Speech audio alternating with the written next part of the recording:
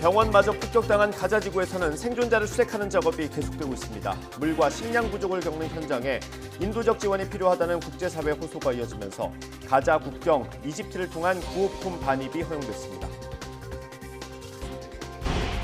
이스라엘이 병원 폭격은 자국군의 소행이 아니라고 주장하며 이슬람 무장단체 지하드의 오발이라고 말하는 하마스 대원 간의 대화 녹음을 공개했습니다. 하마스는 이스라엘군 소행이라는 기존 주장을 되풀이했습니다. 이스라엘을 방문해서 네타냐후 총리와 포옹한 바이든 미 대통령은 흔들림 없는 지지를 약속하면서 분노를 느끼되 분노가 집어삼키게 해서는 안 된다고 강조했습니다. 이란 등을 향해 확전을 자제하라는 공고의 메시지도 던졌습니다. 확전 우려 속에 국제유가는 2주 만에 최고치를 경신했습니다. 이란이 이스라엘에 석유를 판매하지 말라고 이슬람 국가에 촉구하고 나선 가운데 $100를 넘어설 수 있다는 우려도 나옵니다. 한국은행이 연 3.5%인 기준금리를 그대로 유지하기로 했습니다. 6번째 연속 동결인데 시장 예상에는 부합하는 결과였지만 증시와 환율은 출렁였습니다. SM엔터테인먼트 경영권 분쟁 과정에서 시세를 조종한 혐의로 카카오 투자 총괄 대표가 구속됐습니다. 카카오 주가는 오늘 오전 약세를 보이고 있습니다. 뉴스앤 이슈 잠시 뒤 본격적으로 시작합니다.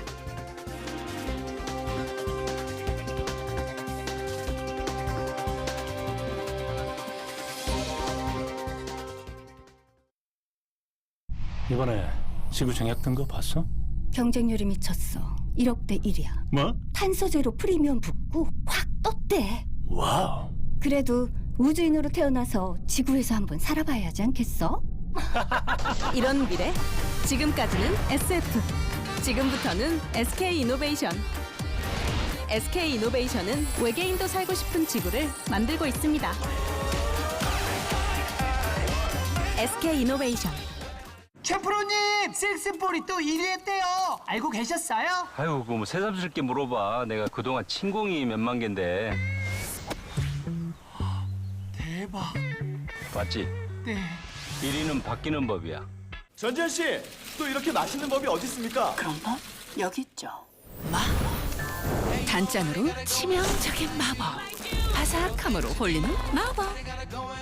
BHC 마법클. 전지현 씨 BHC. Give me some bloodline. But we can't believe we took. 태도를 잇는다. 빈폴. 야뇨, 잔뇨, 빈뇨. 문제는 전립선 비대증. 더 큰 문제는 진행성 질환이라는 점. 카리토 포텐. 독일에서 개발된 생약 성분 함유. 전립선 비대증 배뇨장애인 카리토 포텐. 약이라 다르네. 운동도 해야 되고 음식도 신경 써야 하고. 이제 식후 혈당 케어는 나라에서 기능성을 인정받은 고당원 프리미엄 골드입니다.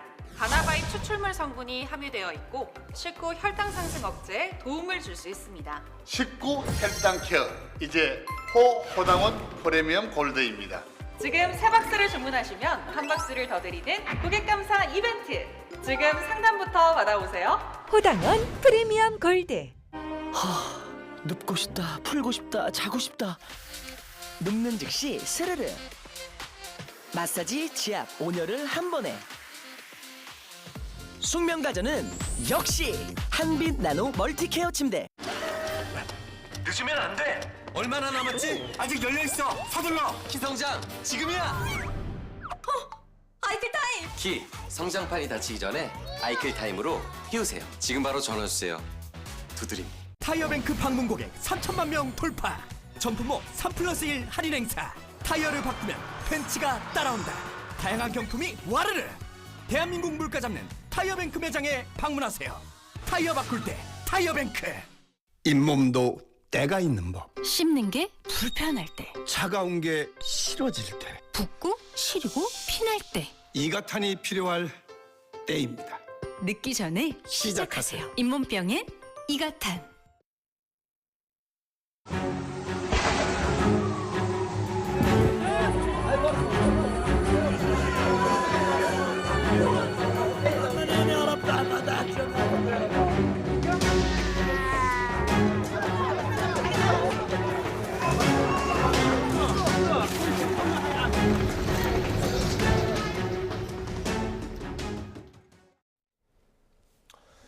시청자 여러분 안녕하십니까. 가자지구 안에 있는 병원이 폭격당한 걸 놓고 진실 공방이 벌어졌습니다. 이스라엘은 이슬람 무장단체 지하드의 오발이라는 대화 내용이 담긴 녹음 파일을 공개했고 미국도 이 주장에 힘을 실었습니다.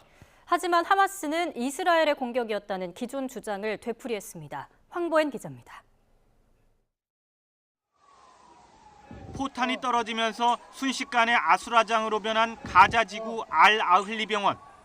가자지구 보건부는 이스라엘이 이 병원을 공격해 470여 명이 숨졌다고 주장했습니다. ليقول لمدير المستشفى لقد تم تحذيركم بالأمس بقذيفتين فلماذا لم تخلوا المستشفى حتى هذه اللحظة. 이스라엘은 병원 상공에서 촬영된 영상과 사진을 들이대며 자신들은 무관하다고 반박했습니다. 이스라엘군이 공습했다면 구덩이나 건물에 구조적 손상이 있어야 하는데 그런 흔적이 없다는 겁니다. The walls stay intact, no craters. These are the characterized that shows that not an aerial munition that have hit the parking lot. 이스라엘은 또 다른 이슬람 무장단체 지하드의 오폭 때문에 참사가 났다면서 당시 하마스 대원 간 대화 녹음을 증거로 공개했습니다. بس بقول لك اللي اول مره بنشوف الصاروخ زي هيك والشظايا هذه فهم بيقولوا تعاون الجهاد الاسلامي من عندنا هذا شكله من عندنا 지하드가 벌인 일로 판단하는 근거와 구체적인 발사 장소에 대한 언급도 담겼습니다. بيحكوا انه الشظايا تبعت الصاروخ انه شظايا محليه مش زي شظايا ايش ده بتلاقيهم طالعين من المقبره اللي ورا المستشفى المعمداني دب اللي هو 이스라엘을 직접 찾은 바이든 미국 대통령도 이스라엘 주장에 힘을 실었습니다. Based on the information we've seen to date, it appears the result of an errant rocket fired by a terrorist group in Gaza. 미국 뉴욕 타임스는 이를 뒷받침할 적외선 위성 데이터 등 여러 가지 첩보를 미국 정부가 입수했다고 보도했습니다. 반면 하마스는 이번 병원 참사가 이스라엘군 소행이라는 기존 주장을 굽히지 않았습니다. 그러면서 이스라엘군이 병원 공격에 관여했다는 증거를 국제기구에 제시할 것이라고 밝혔습니다. YTN 황보현입니다. 이스라엘이 병원 폭격은 지하드의 오발이었다는 증거를 제시했지만 이슬람권의 시위는 격화하고 있습니다. 곳곳에서 시위는 폭력으로 이어졌고 유대인을 향한 혐오 범죄까지 발생하면서 각국 정부가 비상이 걸렸습니다. 기정훈 기자입니다. 예멘의 수도 사나 도심. 팔레스타인을 지지하는 수천 명이 목소리를 높였습니다.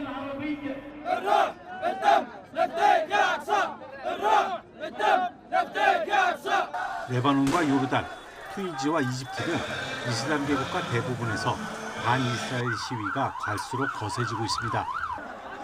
시위자들은 대부분 하마스의 기습 공격을 언급하지 않고 이스라엘의 가자지구 봉쇄를 규탄했습니다. راهم ما عندهمش لا ماكله لا شراب راهم يقصفوا فيهم راهي اباده هذيا ما هيش ما تقوليش حرب. 화살은 미국 등 친이스라엘 국가로도 향했고 시위가 격화하면서 폭력 사태로 이어진 곳도 많았습니다. 특히 가자지구 병원 폭격이 이슬람 지하드의 소행이라고 이스라엘이 증거를 제시했음에도 불구하고 책임을 이스라엘에 돌렸습니다. I think all of the evidence points to Israel being responsible for the airstrike, especially given that they have already been bombing Gaza for the past 11 days. 유대인을 향한 혐오 범죄도 발생했습니다. 독일 수도 베를린에서 유대교 회당과 타가 쏟은 유대인 시설에 화염병이 날아들었습니다. 다행히 건물이 불타지는 않았지만 독일 정부는 유대인 시설 보호 강화에 나섰습니다.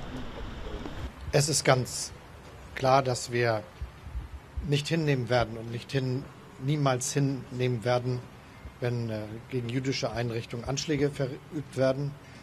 며칠 전 미국에선 반대로 팔레스타인 소년이 이슬람 혐오 범죄에 희생되기도 했습니다.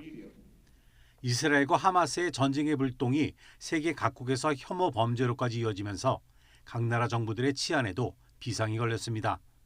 YTN 기정훈입니다. 네, 가자지구 안에 있는 주민들의 고통은 계속되고 있습니다. 다친 사람을 치료할 의약품은 고사하고 먹을 물과 음식까지 언제 떨어질지 모르는 상황입니다. 인도적인 지원이 필요하다는 국제사회 호소가 이어지자 이스라엘이 구호품 반입을 허용하기로 했습니다. 최민기 기자입니다. 날이 밝자 폭격을 맞은 가자지구 알-아흘리 병원의 참혹한 참상이 훤히 드러났습니다. 병원 앞 차량은 앙상한 몰골만 남긴 채 모두 타버렸고 희생자들의 시신은 담요에 쌓여 거리 바닥에 놓였습니다.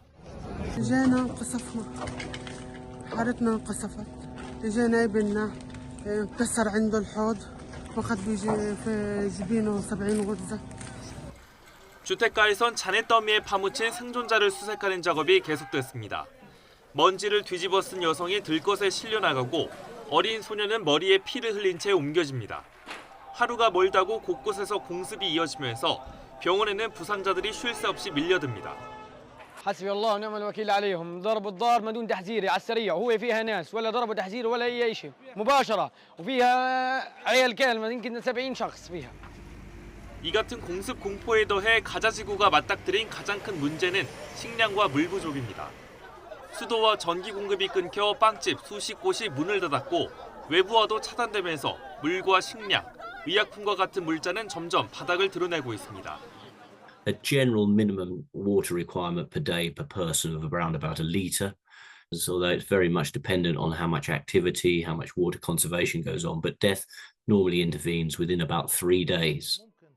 인도적 지원이 필요하다는 국제사회의 호소가 이어지자 이스라엘은 가자지구 남부에 인도주의 구역을 설정하겠다고 한 데 이어 이집트를 통한 구호품 반입도 허용하기로 했습니다.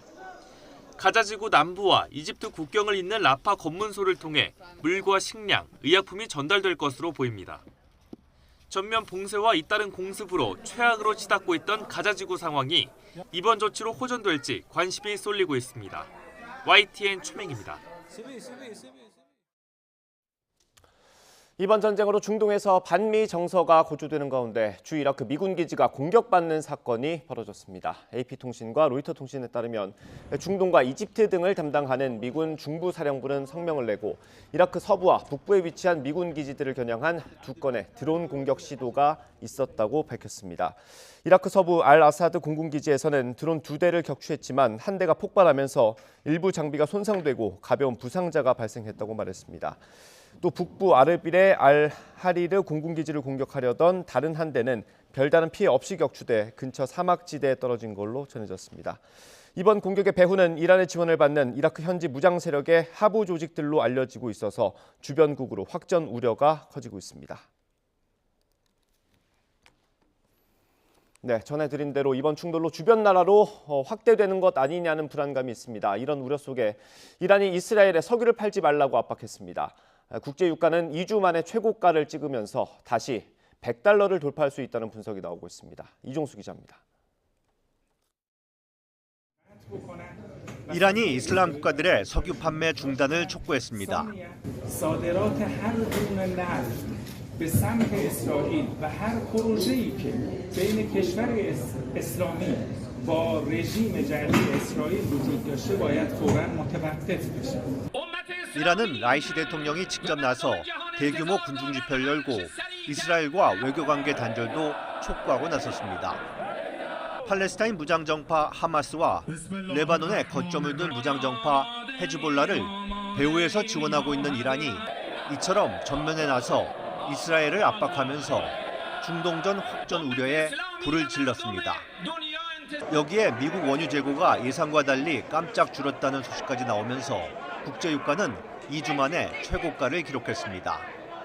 주요 산유국들이 결집해 있는 아랍권이 원유 가격 결정력이 높은 점 등을 들어 원유 시장에선 지난해 7월 이후 다시 1배럴에 $100를 돌파할 수 있다는 우려가 커지고 있습니다. 뉴욕 증시도 중동 지역 긴장 고조와 3분기 기업 실적 발표 속에 일제히 하락했습니다. But when you had the attack overnight on the hospital, there were great fears, especially since no one really has been able to track down who instigated it. So now there's fears that you'll bring Iran into the conflict. 이런 가운데 이스라엘 정부와 군 지도부가 팔레스타인 무장 정파 하마스와의 전쟁이 장기화할 가능성을 언급하면서 앞으로도 국제 유가와 금융 시장은 요동칠 것으로 보입니다. YTN 이종수입니다. 중동의 무력 충돌로 위기감이 커지면서 증시와 환율이 출렁이고 있습니다. 오늘 코스피는 어제보다 1.25% 내린 2,431.92로 거래를 시작했습니다. 중동발 지정학적 위험에 대한 우려가 위험자산 회피 심리를 키우면서 외국인 자금이 빠져나간 영향이 큰 걸로 분석됩니다. 코스닥도 1.57% 떨어진 796.15로 출발한 뒤 지금은 780대로 내림세를 보이고 있습니다. 원달러 환율도 6.4원 오른 1,356원에 거래를 시작했고 오름세를 이어가고 있습니다. 한국은행은 6차례 연속으로 기준금리를 동결했습니다. 한국은행 금융통화위원회는 오늘 오전 회의를 열어서 기준금리를 현재 연 3.5%로 유지하기로 했습니다. 지난 2월과 4월, 5월, 7월 그리고 8월에 기준금리를 동결한 데 이어서 6차례 연속 동결입니다. 한국은행은 물가 상승률이 둔화 흐름을 이어갈 전망이지만 주요국의 통화 긴축 기조 장기화와 지정학적 리스크 증대 등으로 불확실성이 크게 높아졌다고 분석했습니다. 네, 방금 들어온 소식입니다. 검찰이 상습 마약 투약 혐의를 받는 배우 유아인 씨를 불구속 기소했다는 속보가 들어왔습니다. 서울중앙지검은 마약류 관리법 위반, 증거인멸 교사, 범인 도피 등의 혐의로 유아인에 대해 앞서 구속영장을 청구한 바 있는데요. 검찰이 배우 유아인 씨를 상습 마약 투약 혐의를 받는 배우 유아인을 불구속 기소했다는 속보가 들어왔습니다. 181차례에 걸쳐서 상습 투약한 혐의를 받고 있는데요. 자세한 소식 추가로 들어오는 대로 뉴스에서 전해드리도록 하겠습니다. 네, 다음 뉴스입니다.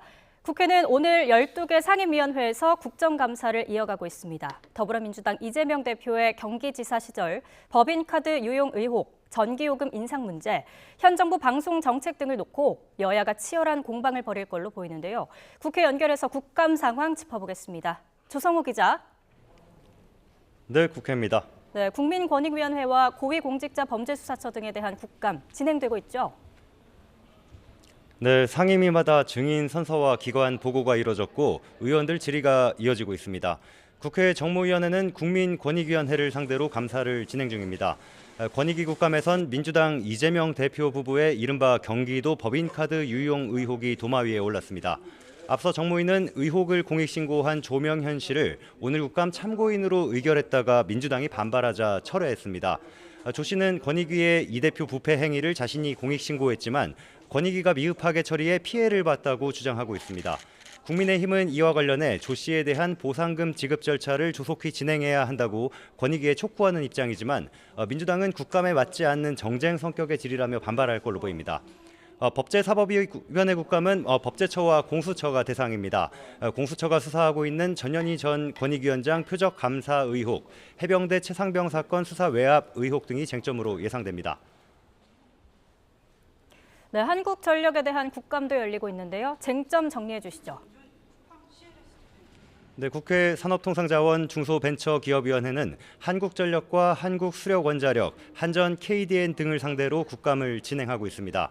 한전의 대규모 적자 그리고 전기요금 인상 문제를 놓고 여당은 요금을 올리지 않은 문재인 정부 책임이다. 야당은 정부와 여당이 전 정부 탓만 한다며 맞서고 있습니다. 한전의 방만 경영 등에 대한 자구책을 놓고도 여야의 검증과 질타가 잇따를 걸로 보입니다. 준공영 방송 YTN의 최대 주주인 한전 KDN을 상대로는 지금 추진하고 있는 YTN 지분 매각 절차를 놓고 여야 간 신경전이 예상됩니다. 공기업이 필수적이지 않은 자산을 매각하는 것이라는 여당과 공공언론을 민영화해서 권력 입맛에 맞춰 장악하려 한다는 야당의 공방이 치열할 걸로 보입니다. 오후에 과학기술정보방송통신위원회에선 MBC 대주주인 방송문화진흥회 국감이 열립니다. 윤석열 정부의 방송정책과 박문진 이사진 문제, 야당이 국회 본회의에 직회부한 방송 3법 등을 놓고 격돌이 예상됩니다. 지금까지 국회에서 YTN 조성호입니다.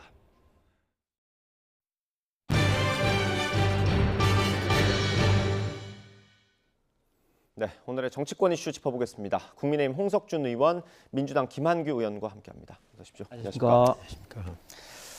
네, 윤석열 대통령과 어제 국민의힘의 사역이죠.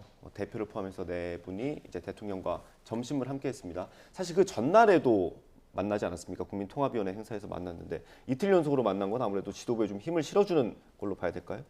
예, 그렇죠. 아무래도 이번 강서구청장 보궐선거가 이런 어떤 당정 간의 어떤 소통이라든지 국민과의 어떤 소통이 좀 부족했다 이런 좀 평가가 많고 해서 이런 자리를 통해서 특히 이제 이번에 이제 당 대표를 빼고 원내 대표 말고 이제 정책위의장이라든지 사무총장이라든지 당을 실무적으로 관리하고 내년 총선도 관리할 주요한 당직자가 바뀌었기 때문에 이런 기회에 당연히 이제 만나서 힘도 실어주고 소통을 좀 강화하는 것 같고 특히 또 어제는 이제 부정기적으로 어떤 이슈가 있을 때마다 지금까지는 이제 당정 간담회를 해 왔는데 네. 앞으로는 이제 정기적으로 주 1회 정도 반드시 하자 이런 식으로 해서 대통령께서 이제 당과 특히 또 국민과 했던 소통을 좀 강화했다는 그런 어떤 상징적인 조치가 아닌가 생각합니다. 예, 어떻게 보셨어요? 이거 일각에서는 김한길 위원장한테 시선이 너무 가니까 그걸 좀 분산하기 위한 거다라는 분석도 있었습니다. 네, 뭐 당에서 요청하셨다라고 들었는데요. 저 뭐 모임은 보기 좋았습니다. 지금 문제에 대해서 대통령도 인식은 하시고 계신 것 같은데 근데 끝나고 나서 사진들 나온 거 보니까 역시 또 대통령이 말씀하시는 장면들이 사진이 나오는데 지금 중요한 거는 당이 민심의 목소리를 잘 전달하고 대통령이 수용하는 게 중요한 거거든요. 네. 지금 제가 볼 때 국민의힘의 문제는 아닌 상황인데 여전히 대통령께서 약간 지금 상황 인식을 조금 잘못하고 계신 게 아닌가라는 생각은 듭니다. 그것까지 분석을 하셨습니까? 이제 뭐 대통령이 참모들과 회의할 때 말씀을 많이 하신다고 알려져 있는데 아마 그걸 지적하신 것 같은데요. 어떻습니까? 예, 대통령이 이제 말씀하시는 거는 뭐 좋아하는 거는 사실이죠. 저도 이제 경선 대선 때 대통령과 같이 이제 하다 보면은 굉장히 이제 말씀하신 걸 좋아하고 또 사실은 또 다방면에 또 쉽게 있기 때문에 이제 그러신데 앞으로는 뭐 그런 것도 사실 좀 뭐 바뀔 거라고 생각을 합니다. 그런데 한 가지 분명한 거는 또 대통령이 말씀하는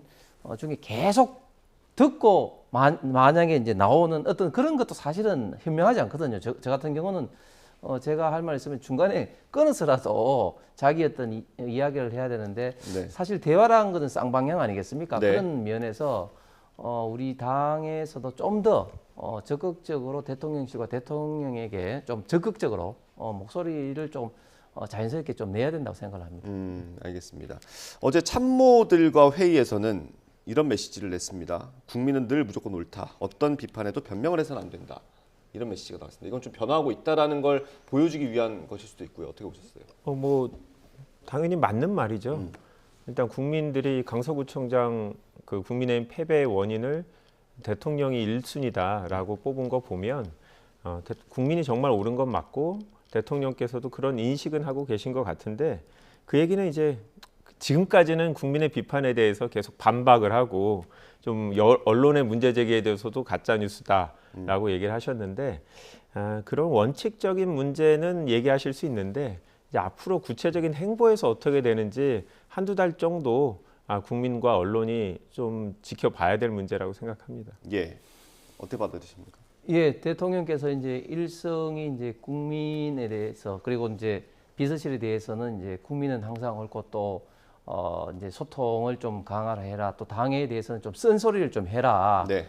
이런 어떤 말씀을 하시면서 대통령 본인 당신과 정부부터 이제 반성한다. 그런 어떤 메시지를 냈습니다. 조금 전에 우리 김한규 의원 한 것처럼 아무래도 이제 이런 어떤 멘트도 사실은 의미가 있겠습니다만은 앞으로 어떤 변화가 중요한데 그런데 대통령의 어떤 멘트는 어떻게 보면 좀 당과 정부의 가이드라인 그런 어떤 역할을 제가 볼 때는 충분히 이제 할 거기 때문에 네. 여러 가지 면에서 좀 변할 가능성이 많고 저희들 입장에서 좀 더 구체적인 정책 개발을 통해서 국민들의 삶에 도움이 되는 그런 측면에서 당이 또 많이 뒷받침과 노력을 좀 해야 될 것 같습니다. 예, 요거까지는 일단 공개된 발언입니다. 홍보 수석이 어제 소개를 한 발언이고요. 알려지지 않은 거, 그러니까 뭐 취재를 통해서 알려진 건데 이념 논쟁을 이제 하지 말자라는 취지의 말도 했다고 합니다. 이건 사실 대통령이 그 당 행사에서 이념이 더 우선이다라고 언급했던 적이 있어서 좀 논란이 될 수 있을 것 같은데 어떻게 들으셨어요? 가이드라인이 바뀐 것 같은데 그렇다고 하면 실제로 이제 국감장에서 이 국무위원들이나 정부위원들의 태도가 바뀌어야 되는데 그런 입장이 안전해져서 그런지 강서구청장 선거 이후에 저희가 정무위에서 보훈부를 대상으로 국감을 했는데 네. 박민식 장관은 여전히 이념 관련해서 기존의 태도가 하나도 바뀌지 않았었습니다. 아마 대통령께서 어제 말씀하시기 전이어서 그런 것 같은데 국감이 조금 일부 남았기 때문에 국무위원들의 태도를 보면 알 수 있겠죠. 국무위원들의 태도를 봐야 된다고 네. 말씀해 주셨고요. 아니 가이드라인이 정해 주신 거니까 아직 지침이 안 내려간 걸로 보시는 이게 겁니까? 어제 이제 내려간 거죠. 네. 이제 오늘부터 어떻게 하시는지를 지켜보려고 합니다. 알겠습니다. 오늘 국무위원들 그리고 기관장들의 태도가 어떤지 보면 될 것 같고요. 이상민 의원은 이렇게 평가를 했어요. 이게 대통령이 사실 무릎 꿇어야 되는 일인데 지금의 태도 변화는 엉거주춤한 것 같다라고 했거든요. 그건 어떻게 평가하십니까? 글쎄 이걸 뭐 대통령이 무릎 꿇을 일인지는 잘 모르겠습니다만 어쨌든 뭐 대통령 뭐 본인 당신이 이제 반성한다는 그런 어떤 표현도 하셨는데 저는 좀 이렇게 생각합니다. 대통령이 원칙적인 어떤 입장을 많이 이제 말씀을 하셨죠. 우리 자유 대한민국의 헌법적 가장 중요한 질서에 있는 어떤 자유와 그리고 어떤 시장 경제에 대해서 이제 강조를 하다 보니까 그게 마치 뭐 이념 논쟁인 것처럼 일부 어떤 국민들에게는 좀 비춰졌는데 사실 어떻게 보면은 당연한 어떤 헌법적 가치인데 제가 볼 때는 조금 안타까운 면이 있고 좀 더 이제 그런 어떤 면보다는 그런 걸 당연한 어떤 기반 위에 어떤 민생이라든지 주요한 어떤 그 구체적인 어떤 정책적인 면이 좀 더 앞으로 많이 좀 부각돼야 될 것 같고 저는 장관들이 나오는 어떤 그 국회 태도 말씀을 했는데 사실 뭐 한동훈 장관이라든지 박민식 장관이라든지 사실 원칙적으로 또 주장을 해야 될 건 강하게 주장을 해야 되는 거죠. 예를 들면 박민식 장관 같은 경우는 특히 최근에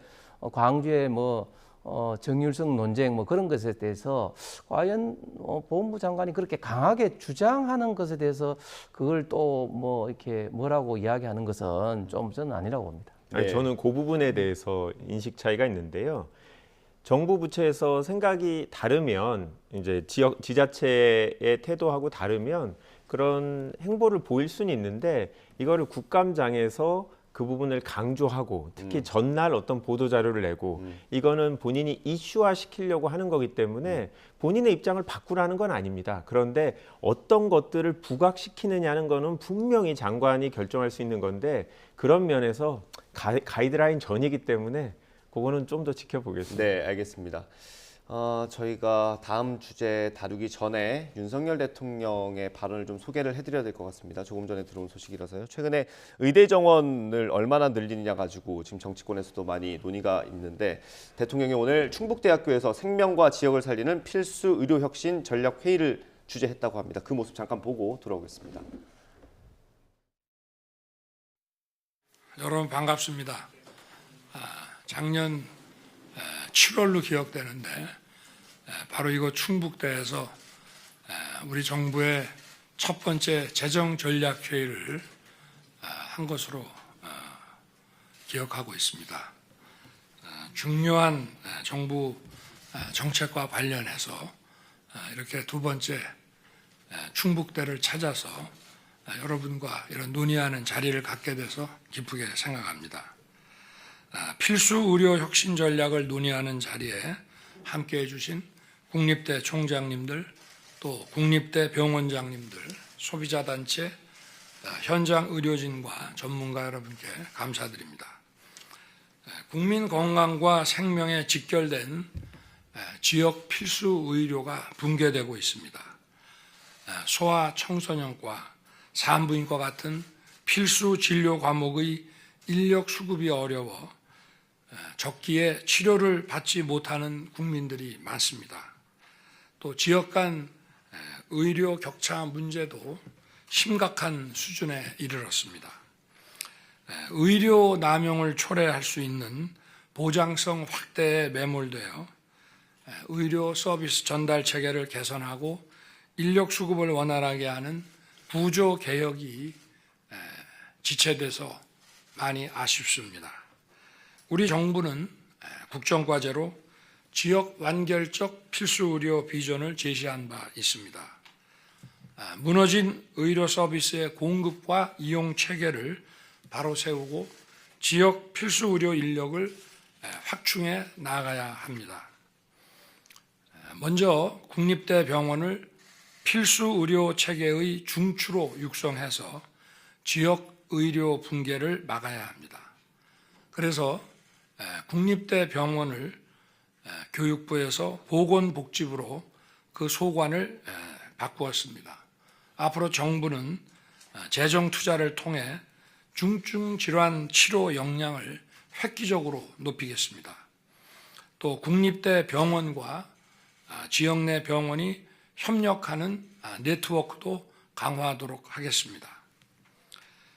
지역 필수 의료를 살리고 초고령 사회에 대비하기 위해 의료 인력 확충과 인재 양성은 필요 조건입니다. 임상의사뿐 아니라 관련 의과학 분야를 키우기 위한 의료인도 양성해야 합니다.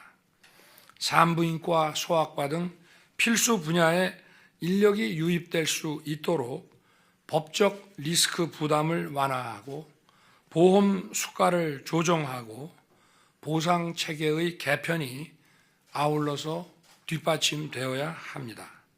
또 장시간 근로 문제를 해소해 진료에 집중할 수 있는 환경을 만들어야 합니다. 국민을 위한 정책 효과가 제대로 이루어질 수 있도록 현장 의료인 전문가들과 우리 정부는 충분히 소통할 것입니다. 의료 혁신의 목적은 국민을 위한 것입니다. 모든 국민이 안심하고 의료 서비스를 이용할 수 있도록 정부도 혼신의 힘을 기울이겠습니다. 감사합니다. 네, 윤석열 대통령의 발언 보고 오셨습니다. 간단히 정리를 해드리면 일단 의대 정원 확대 방향은 선 것 같습니다. 지역 필수 의료를 살리고 초고령 사회에 대비하기 위해서 의료 인력 확충과 인재 양성은 필요 조건이라고 얘기를 했고요. 산부인과, 소아과 같은 필수 분야의 인력이 유입될 수 있도록 법적 리스크 부담을 완화하고 보험 수가를 조정하고 보상 체계 개편이 아울러서 뒷받침돼야 한다고 언급했습니다. 이건 아마 의사단체들을 조금 의식한 발언으로 볼 수 있겠습니다. 앞으로 정부 그리고 국회에서 논의가 있을 예정이니까요. 지켜보면 될 것 같습니다. 이 소식은 저희가 정리를 해서 이어지는 뉴스에서 다시 전해드리겠습니다. 전국 대담을 이어가겠습니다. 이번 보궐선거에서 국민의힘이 참패한 이후에 이준석 전 대표와 유승민 전 의원에 대한 관심이 좀 많이 쏠리고 있습니다. 관련해서 저희가 영상을 하나 만들어봤는데 그거 보고 대담 이어가겠습니다. 지난 17주 동안 있었던 일들을 논리적 규격을 갖추지도 오늘 사자성어는 결자 해지입니다. 제발 여당 집단 무건수행의 저주를 풀어주십시오.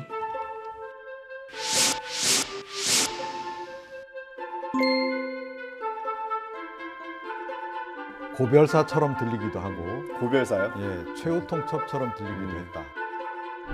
마침표 같아요. 나 이별할 거야. 나 헤어질래라는 결심을 한 것이 아닌가. 대구에 자주 가던데 대구에 가서 가장 이제 약하다고 보는 저분 공천 잘못이다 이렇게 공격하면서 이제 뛰어들 수가 있겠죠.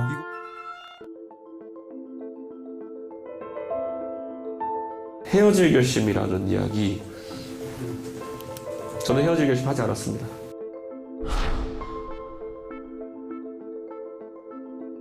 당이 국민들이 진짜 원하는 그런 세상을 만들 수 있는 그런 정당이냐. 거기에 대해서 제가 정치를 하는 사람이 저도 결심을 해야죠. 그러면 저는 그게 12월까지는 제 그 결심을 끝내야 된다고 생각합니다.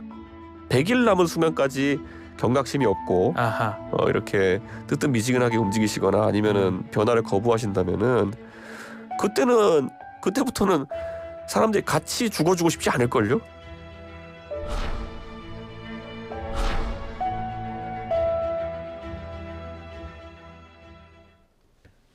네, 아무래도 당 얘기니까요. 최근에 이준석 전 대표의 발언, 행보 어떻게 보십니까? 예, 헤어질 결심이 탕해가 나온 영화 예, 제목이기도 맞습니다. 한데 최근 이준석 대표의 태도 저는 굉장히 좀 실망스럽습니다. 왜냐하면 사실 정치도 인간이 하는 것이기 때문에 결국 이제 인간의 가장 기본적인 관계가 결국은 이제 어려울 때 이제 서로가 좀 도와주고 해야 되는데 지금 전 대표로서 당이 지금 참 어려울 때 이렇게 기자회견을 통해서 윤석열 정부를 공격을 하고 네.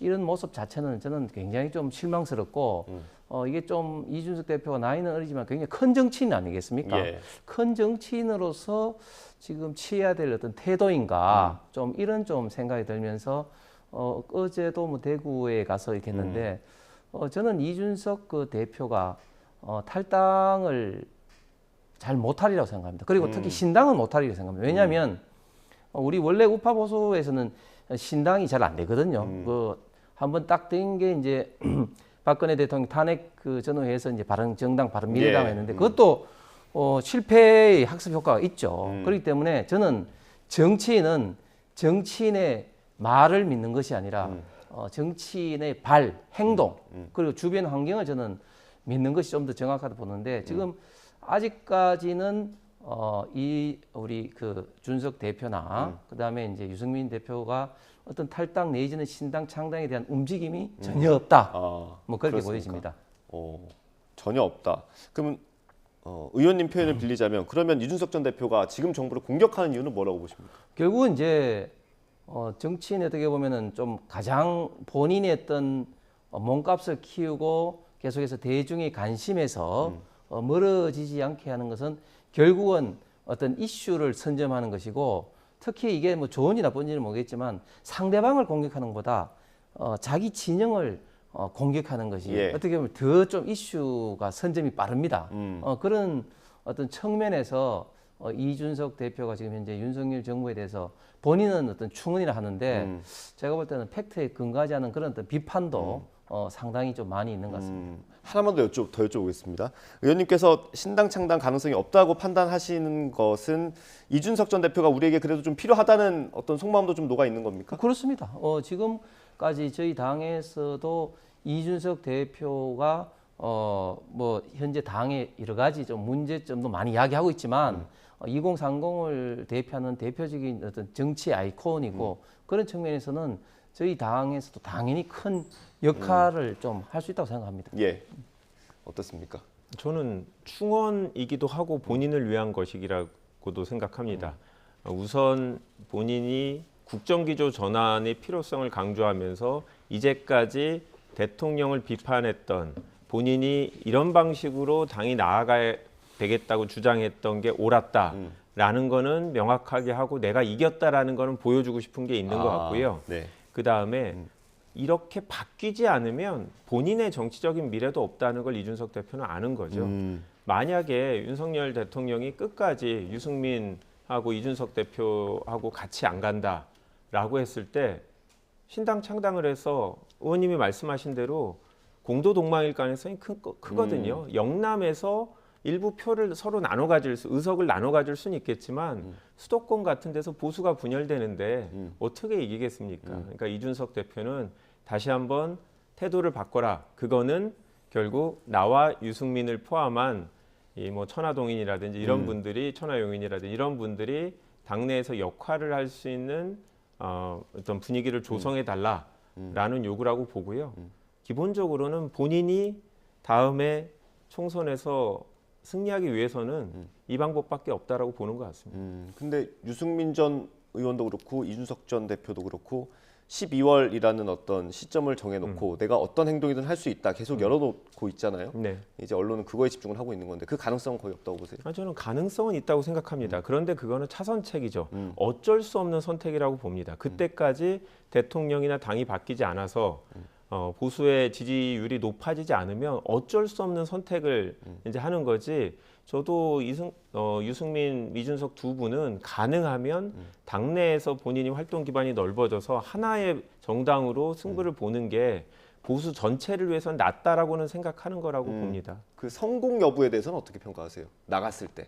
나갔을 때는 아까 말씀드린 대로 수도권에서는 뭐 별 가능성이 없다고 생각하고 영남에서 국민의힘 의석수의 일부는 가져갈 수 있다고 생각합니다. 국민의당이 예전에 2016년에 민주당에서 나와서 호남 지역에서는 일당이 됐거든요. 네. 그렇지만 전체적으로 봤을 때 전국적인 지지율을 그렇게 높게 가져가지는 않았기 때문에 뭐 사실 큰 의미는 없는 보수 진영의 그냥 의석수 나눠 먹기 정도가 되지 않을까 싶습니다. 알겠습니다. 제가 볼 때는 뭐 그럴 가능성 극히 희박한데 네. 이준석 대표, 유승민 전 의원이 이제 그 신당을 만들면 영남에서는 더 지지를 못 받습니다. 왜냐하면 영남은 전통적으로 어떤 대의라든지 국가를 이렇게 생각하는데 사실은 그 지금 현재도 보면은 이준석 대표에 대해서는 어떤 보수 내에서 어떤 평가가 굉장히 지금 박하거든요. 네. 그 이준석 전 대표가 대구 지역 의원들을 좀 박하게 평가한 거랑 맞물려 있습니까? 그렇게 말씀하시죠. 지금 이제 이준석 대표가 이제 대구를 이제 가는 것은 당연히 이제 대구가 이제 부모님 고향이기도 하고 대구에 뭐 여러 가지 지지 기반도 있고 한데 좀 이런 거죠. 뭐 본인이 유사시에는 이런 대안도 있다. 이런 것을 이제 당 내외에 좀 보여주기 위한 어떤 그런 어떤 것이기도 하고 또 어떻게 보면 홍준표 지금 대구시장이 그런 사례를 보여줬거든요. 네. 지난 21대 공천을 못 받아서 결국 이제 무소속으로 대구에 와서 이제 성공한 그런 사례를 보여줬기 때문에 본인도 그렇게 할 수 있다. 이런 걸 은연중에 함으로써 결국 이제 본인의 어떤 당 내의 어떤 협상력 내지는 그런 가치 부여를 좀 더 하는 그런 어떤 어필이 아니겠나 생각합니다. 그러면 이준석 전 대표와 유승민 전 의원을 국민의힘에서 품으려면 어떤 조건이 필요합니까? 뭐 예를 들면 이준석 전 대표가 좀 유화적인 메시지를 낸다든가 그런 게 좀 있어야 됩니까? 뭐 저희는 뭐 지금 현재도 뭐 같은 당이기도 하지만 일단 기본적으로 대한민국의 어떤 미래를 위해서 윤석열 정부가 성공을 하기 위한 어떤 그런 어떤 건설적인 비판, 대안 뭐 이런 것은 뭐 항상 이제 열려놓은 어떤 그런 어떤 생각인데 그렇지 않고 이렇게 좀 비합리적이고 팩트가 아닌 그런 어떤 비판, 특히 민주당보다도 오히려 더 이쪽 그 자당을 그리고 윤석열 정부를 공격하는 좀 이런 태도는 좀 바람직하지 않다. 이런 어떤 태도가 지금 현재 가장 이준석 대표, 유승민 전 의원에 대한 어떤 그런 좀 보수 진영에서의 그런 어떤 좀 많이 좀 비판받고 있는 포인트이죠. 저는 생각이 좀 다른 게 이준석 전 대표의 가치는 그런 행보입니다. 내 편도 비판할 수 있는 내로남불이 아니다라는 걸 스스로는 보여주는 거고 보수에 이런 사람이 있다라는 거를 보여주면서 본인의 가치가 있는 거거든요. 더 이상 그런 비판을 하지 않으면 유승민, 이준석의 결합이 보수 세력에 큰 영향을 미치지 않을 겁니다. 이준석 대표는 그걸 알 거고 저런 이준석 대표를 감수하고도 껴안을 것이냐라는 거는 결국 국민이 옳기 때문에 여론조사, 국정 지지도가 20%대를 유지하거나 내년 총선 전망이 국민의힘에 불리하거나 아니면 유승민, 그다음에 천하람 이런 분들이 대구에 출마했을 때 현역 의원보다 높은 지지율이 나온다. 이런 수치를 이준석 대표는 어떻게든 11월까지 보여주려고 노력할 거라고 보고요. 그런 상황이 돼서 어쩔 수 없이 본인을 선택하게끔 그런 작업들을 계속한다라고 보고 저도 헤어질 결심을 지금 확고하게 하지는 않았다고 생각합니다. 그러면 어쨌든 대통령의 뜻이 중요한 것 아니겠습니까? 그렇겠죠. 그러니까 대통령께서 오늘 지금 뭐 의료체제 개편을 얘기하신 거 보면 지지율에 대한 위기의식이 분명히 있으신 거거든요. 지금 오늘 하신 정책은 상당히 국민의 지지를 많이 받을 수 있는 정책이고 전 국정 지지도가 올라가는 데 도움이 될 거라고 봅니다. 저희가 봤을 때도 괜찮은 정책이고요. 이런 것들은 기존에 지지율은 신경 쓰지 않는다라고 말씀하셨는데 아마 김한길 위원장을 포함해서 여러분들이 지지율이 낮은 수준으로 계속 유지되면 이건 총선에 엄청난 악영을 미치고 이거는 과거의 선례로 입증된 거라는 얘기를 아마 하고 계시지 않을까 싶습니다. 네, 알겠습니다. 결국 국민의힘이 비윤계를 품을 수 있는 어떤 환경은 지지율에 달려 있다라는 분석이셨고요. 다음 주제 넘어가 보겠습니다. 민주당 이재명 대표가 경기지사를 지냈을 때 이제 법인카드를 사적으로 썼다는 의혹이 제기가 됐고요. 이거를 권익위에 공익신고한 분이 어제 국회에서 얼굴을 공개하면서 기자회견을 직접 했습니다. 이게 정무위에서 원래 참고인인가요? 참고인으로 채택을 했다가 다시 번복이 된 거죠. 이게 과정이 어떻게 된 겁니까? 여야 합의로 증인과 참고인을 선정을 했는데 뉴스 보도를 보고 저희는 이분이 어떤 분인지를 알게 된 거죠. 공정위의 공익신고 업무 자체에 대한 참고 증언을 할 사람이라고 해서 저희가 모셨고 네. 어떤 분인지에 대해서 증인 신청한 의원이 전혀 얘기를 안 했습니다. 그러다 보니까 기존에 저희 업무 관행하고 달라서 저희가 항의를 했고 국민의힘 내부에서 논의를 거쳐서 철회하는 형식으로 바꾼 겁니다. 저희가 뭐 단독 처리해서 뺀 거는 아니고요. 통상적으로 여야가 원하는 증인이나 참고인이 다르죠. 항상 그렇기 때문에 예를 들어서 합의를 해야지만 저희는 무조건 증인을 선택하는 원칙이 있고 경우에 따라서는 하나씩 반대하더라도 한 분씩을 모시는데 그런 점에서 좀 신의에 반하는 증인 신청 아니었냐라는 문제 제기를 했고 국민의힘 쪽에서도 정무위 내부에서는 네. 오해 소지가 있었던 것 같다라고 해서 제외했는데요. 오늘 이미 오전 국감에서 네. 그분이 나오지 않았을 뿐이지 예. 그분이 제공한 자료를 갖고 그렇습니까? 동일한 질문들이 이미 많이 나오고 있습니다. 알겠습니다. 이분이 어제 기자회견에서 한 내용의 취지는 이재명 대표가 몰랐을 리 없다라는 것입니다. 이게 권익위에서 조사를 해서 대검에다가 사건을 넘겼습니다. 아무래도 검찰이 다시 한번 이재명 대표를 조사하거나 그런 일이 있을 수 있을 것 같은데 어떻게 들으셨어요?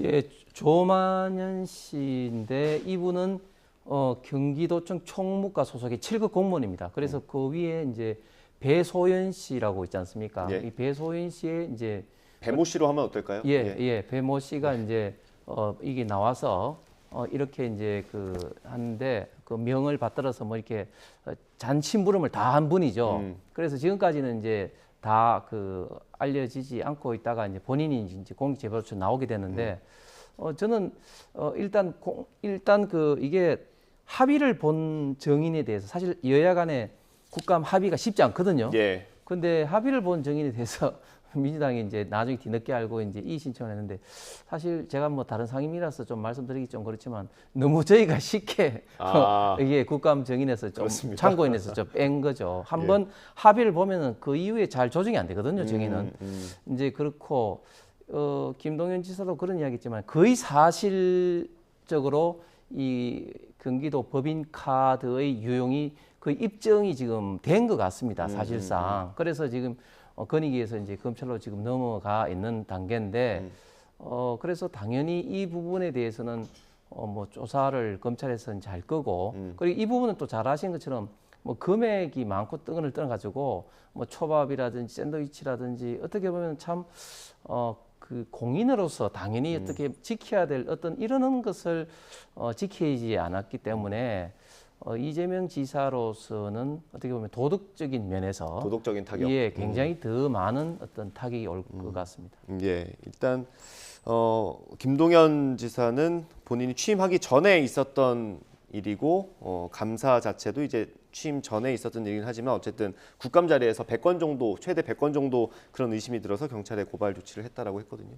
이게 이재명 대표 입장에서는 뭐 말씀하신 대로 도덕적인 타격도 있을 수 있을 것 같고 법적인 어떤 책임을 지게 될 수도 있는 상황 아니겠습니까? 어떻게 보고 계세요? 근데 경찰에서 우선 이재명 대표가 알았다라는 점이 확인되지 않는다라고 무혐의 불송치 결정을 했던 거죠. 네. 이제 그 이후에 다시 한번 권익위 조사를 통해서 검찰 수사가 시작될 수 있는 상황인데요. 네.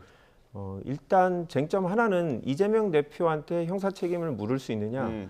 그거는 제가 봤을 때 이미 경찰에서 열심히 수사를 했는데 안 나왔기 때문에 네. 뭐 쉽지 않을 거라고 보고요.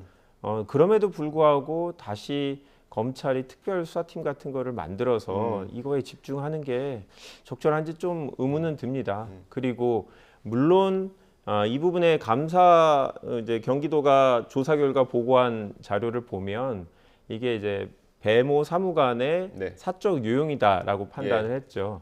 그게 과연 이재명 대표, 이재명 당시 도지사나 배우자를 위해서 사용한 건지 자체도 아직 확인은 되진 않았거든요. 그래서 그런 부분은 수사기관에서 확인이 돼야 될 수 있고 물론 이재명 대표가 직접 몰랐다고 하더라도 본인을 위해서 쓴 거라면 뭐 그건 도의적 책임을 질 수 있는 부분이라고 네, 생각합니다. 알겠습니다.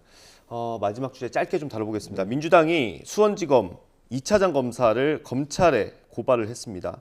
수원지검 2차장은 이재명 대표의 대북송금 사건을 지휘하는 자리잖아요.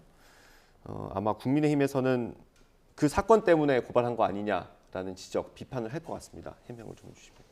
지금 이재명 대표 건에 대해서 관여되지 않은 고위층 검사가 별로 없는 것 같아요.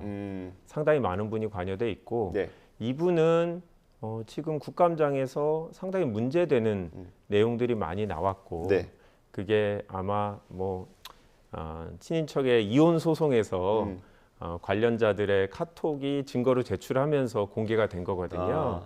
이제 그러다 보니까 집에서 이제 가정 일을 도와주시는 분의 전과도 조회해달라 이런 부탁이 나오고 제가 봤을 때는 본인도 위장 전입은 인정을 하셨고 나머지 부분도 충분히 근거가 있다고 보는데 문제는 수사기관이 자발적으로 직권으로 수사에 착수 안 한다는 게 문제죠.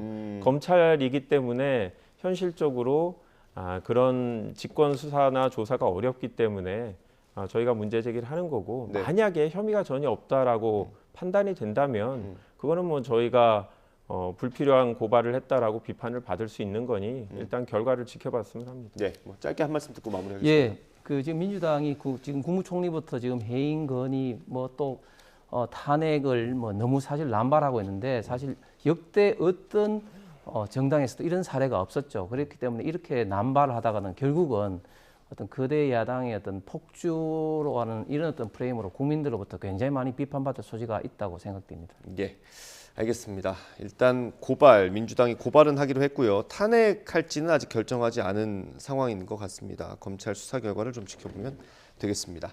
오늘 말씀 여기까지 듣겠습니다. 국민의힘 홍석준 의원, 민주당 김한규 의원과 함께했습니다. 수고하셨습니다. 감사합니다. 감사합니다.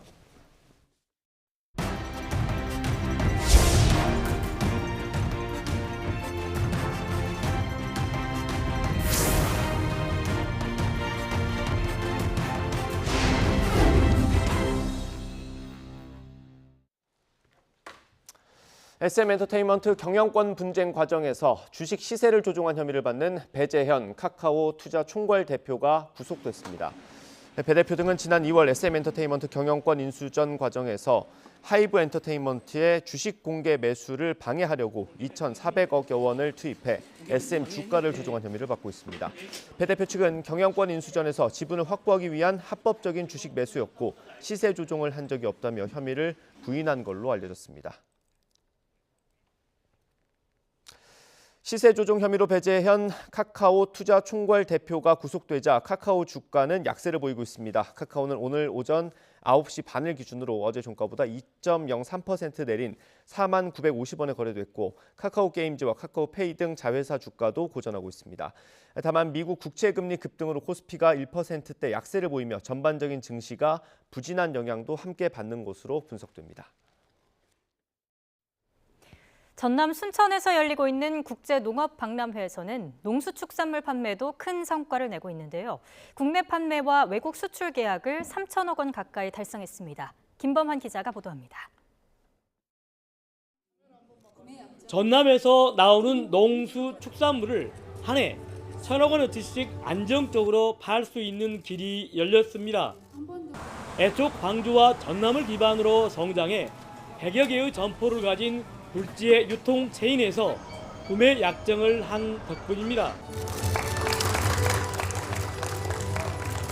지역의 이 농산물을 전국에 유통을 하면서 이왕이면은 이제 지역을 많이 하고 내년부터는 또 수출길도 지금 제가 생각을 하고 있기 때문에 앞으로 수출도 매년 한 500만 불 이상을 수출할 계획으로 잡고 현재는 있는 상태인데 도하고 해서 이렇게 앞으로 계속 진행할 계획입니다. 전남을 대표하는 농수축산물 등의 수출 홍보관, 황칠과 다시마 등 전남의 특산품을 활용한 농자재는 외국 여러 나라에서 수출 문의가 들어오고 있습니다. 살균, 살충제, 황칠 비료를 제조하는 회사입니다. 모든 병은 잎과 환경에서 온다고 합니다. 건강한 식단과 면역력 있는 먹거리를 위해서 최선을 다하는 제조회사가 되겠습니다. 농자재 외에 첨단 농기계와 바이오, 사료 등의 수출 상담회에는 나라 안팎에서 150여 업체가 참가했습니다. 미국과 유럽, 동남아시아 등지를 대상으로 한 수출 계약이 700억 원을 넘어섰습니다. 전 세계적으로 K문화에, K컬처에 관심에 힘입어서 K푸드의 관심도를 같이 극대화시키고 공조해서 전라남도와 그리고 민간 기업이 공조해서 현재 타겟하는 수출 국가의 활성화를 지금 도모하고 있습니다. 이를 비롯해 올해 농업 박람회를 즈음에 맺은 국내외 계약액은 3천억 원 가까이 됩니다. 농산물 국제농업박람회는 지구와 인간을 치유하는 치유농업, 건강농업을 주제로 합니다만 전남에 생산된 우수한 농수축산물을 국내, 국외, 외국에 파는 그런 목적도 가지고 있습니다. 농업이 세상을 바꾼다를 주제로 다양한 볼거리와 체험거리도 선보이는 순천의 국제농업박람회는 오는 22일까지 이어집니다. YTN 김범환입니다. 교통법규 위반 차량을 골라 일부러 교통사고를 낸 뒤 합의금이나 보험금 명목으로 수천만 원을 가로챈 오토바이 운전자가 구속됐습니다.